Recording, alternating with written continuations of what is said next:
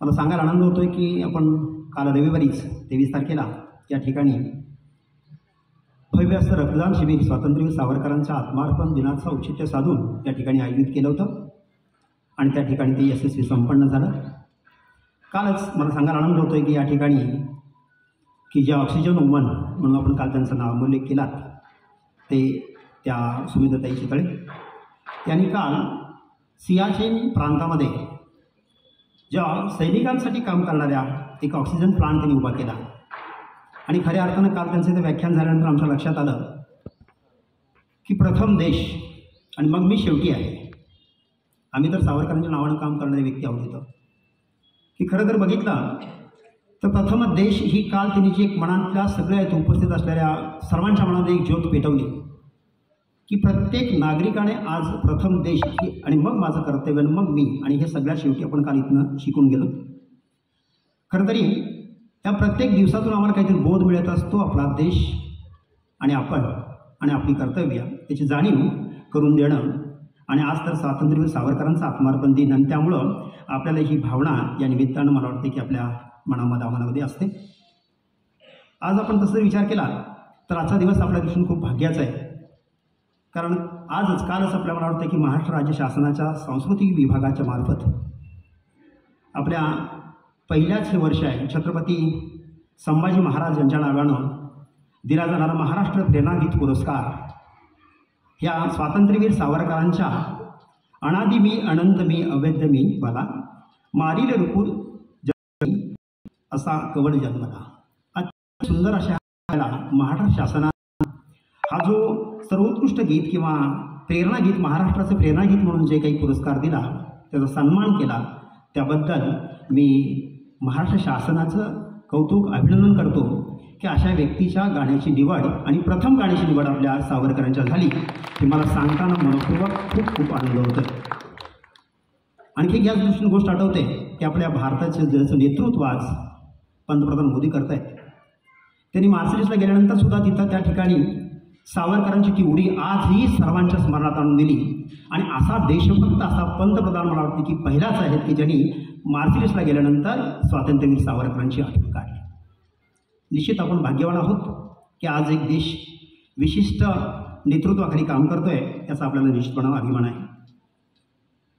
त्या सगळ्यामध्ये आपण बघत असताना माझं स्वातंत्र्यवीर सावरकर प्रतिष्ठान हे स्वातंत्र्यवीर सावरकरांच्या नावानं काम करतं।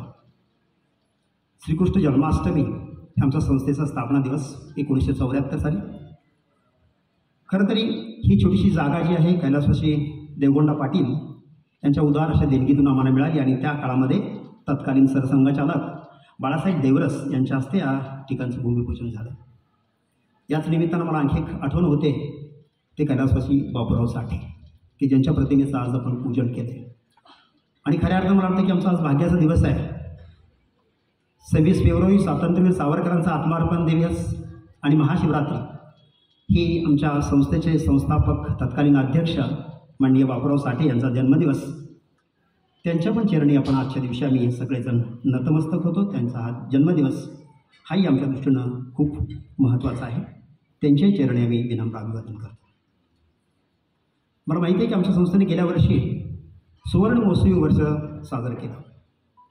50 वर्ष साजरे केल्यानंतर आम्ही थोडंसं मागं डोकावून बघितलं तर त्या काळामध्ये आमचे कैलासवासी बापूराव साठे मामा जोग त्याचबरोबर त्यांच्या इतर सहकार्याने या संस्थेची स्थापना केली आणि ही संस्थेची स्थापना करत असताना सुरुवातीला त्यांचं ध्येय होतं की ग्रामीण भागातून या परिसरामध्ये येणारे जे विद्यार्थी आहेत विशेषतः त्यांच्यासाठी वसतिगृह स्थापन करावं, विकास वाचनालय निर्माण चालू केलं, बदनलाल धिंगरा व्यायामशाळा सुरू केली आणि त्यातून पुढं कैलासवासी वादन आमजोशी सर की जे एक हाडाचे शिक्षक होते आणि त्यांच्यातला 35-36 वर्ष नोकरी केल्यानंतर शिक्षक शांत बसू देत नव्हता, त्यांनी या ठिकाणी शैक्षणिक संकुलाची सुरुवात केली। हे मला आवर्जून असं नमूद करावं वाटतं की त्यांनी त्या काळामध्ये या पश्चिम महाराष्ट्रामध्ये MTS अशा राष्ट्रीय दर्जाच्या ज्या परीक्षांचं केंद्र प्रथम पुण्या मुंबईनंतर जर सुरू झालं असेल तर ते आमच्या सावरकर प्रतिष्ठानमध्ये झालं हे मला अभिमानानं सांगावंसं वाटतं आणि त्यामध्ये मार्गदर्शन घेतलेले आज अनेक विद्यार्थी प्रशासकीय पोस्टवरती अतिशय उच्च दर्जाच्या पोस्टवरती ते कार्यरत आहेत हे सांगताना आम्हाला आनंद होतो। कैलासवासी वादन आमजोशी सरांच्या कुशल नेतृत्वाखाली शाळेतील आदर्श शिशुविहार, अभिनव बालक मंदिर, प्रज्ञाप्रबोधिनी प्रशाला आज त्याचं रूपांतर कनिष्ठ महाविद्यालयामध्ये झालं आहे. असं एकंदरीत हे छानपैकी काम शैक्षणिक संकुलाचं सुरू आहे. याच्यामध्ये आपण जर बघितलं तर त्या काळामध्ये त्यांचे सहकारी कैलासवासी दिलीप देशपांडे सर, मामा जो, कंटक सर, भानू सर आणि आत्ता इथे उपस्थित असलेले संस्थेचे माजी अध्यक्ष प्रभाकर खाडीलकर सर यांनी या संस्थेच्या स्थापनेमध्ये किंवा शैक्षणिक संकुलाचा वटवृक्ष करण्यासाठी खूप मोलाची मदत केली. सांगत असताना आणखी एक आनंद होतोय की आज जवळजवळ ह्या शैक्षणिक संकुलामध्ये जवळजवळ 1500 विद्यार्थी आणि 75 शिक्षक शिक्षकेतर कर्मचारी आज या संकुलामध्ये कार्यरत आहेत, काम करत आहेत.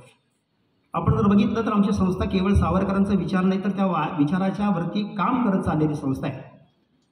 आपल्याला माहिती आहे की रक्तदान शिबिर असेल, काल आमचं सामाजिक दातृत्व म्हणून सुभेदाताईंनी तर बोलवल्यानंतर सुभेदाताईंच्या असणाऱ्या कार्याचा आम्ही निश्चितपणानं आदर करून छानपैकी आमच्या प्रतिष्ठानानं त्यांना जितकी शक्य आहे तितकी मदत करून दिली आणि सैनिकांप्रती आमची आमचं मत व्यक्त. संस्था ही सावरकरांचे विचार त्यांच्या कार्यात करणारी आहे.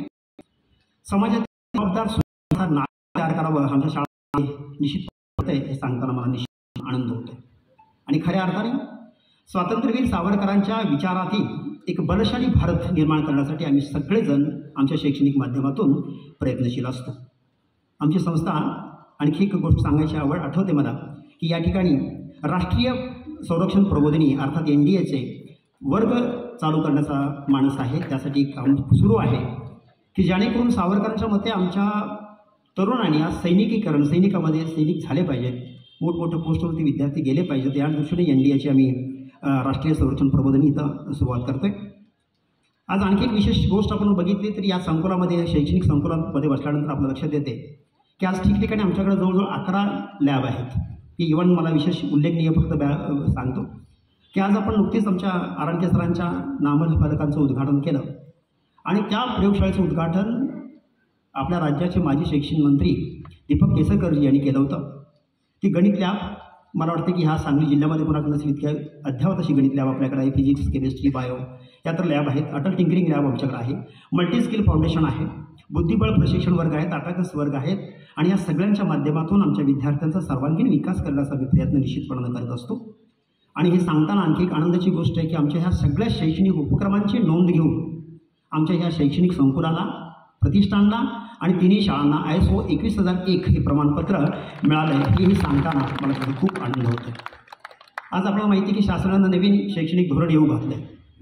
न्यू एज्युकेशन पॉलिसी गव्हर्नमेंट आणण्यापूर्वीच आम्हाला माहिती आहे की आमच्या नाम सरांच्या त्यांच्या टीमच्या माध्यमातून आम्ही कार्यरत आहोत आणि आम्ही 2 पावलं पुढे आहोत की NEP केव्हा इथे आम्ही वेट करायला लागलो की आम्ही तयार आहोत. शासन नवीन शैक्षणिक धोरण केव्हा आणतात आमचे विद्यार्थी त्या दृष्टीने केव्हा तयार आहोत. अशा प्रकारचे आमचे नवीन शैक्षणिक धोरणाच्या दृष्टीनं पण कामकाज सुरू आहे. मला संस्थेबद्दल, शाळेबद्दल, शैक्षणिक वातावरणाबद्दल भरपूर बोलता येईल, पण आजच्या मान्यवरांचा वेळ विचारात घेता मी एवढं सांगेन की या ठिकाणी कालपासून आमच्याकडे एक उत्सव साजरा होतो आहे. उद्याही या ठिकाणी आमची एक सामाजिक जबाबदारी म्हणून आज अनेक लोककला लोप पावत चालले आहेत.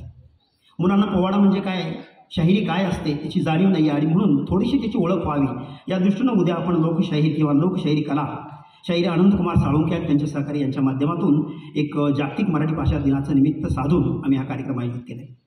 28 तारखेला राष्ट्रीय विज्ञान दिन आहे आणि त्यानिमित्तानं भव्य असं आमच्या या दालनामध्ये आत्ताच मान्यवरांच्या हस्ते जो उद्घाटन झालं. त्या विज्ञान विद्यार्थ्यांनी 3री ते 9वी 10वीपर्यंतच्या विद्यार्थ्यांनी मांडलेल्या विज्ञान प्रदर्शनाचा 28 तारखेला आपण इथं संपन्न करतो आहे. याच ठिकाणी मुद्दा मला सांगावंसं वाटतं की आम्ही सगळेजण आणि इथं आमचे कार्यरत असणारे संस्थेचे सर्व संचालक सदस्य, माझे सर्व सहकारी शिक्षक हे निश्चितपणानं सावरकरांच्या आत्मार्पण दिनाच्या निमित्तानं सांगू इच्छितो की सगळे सावरकर प्रेमी आहात. आपण इथं बसलेलो आहोत.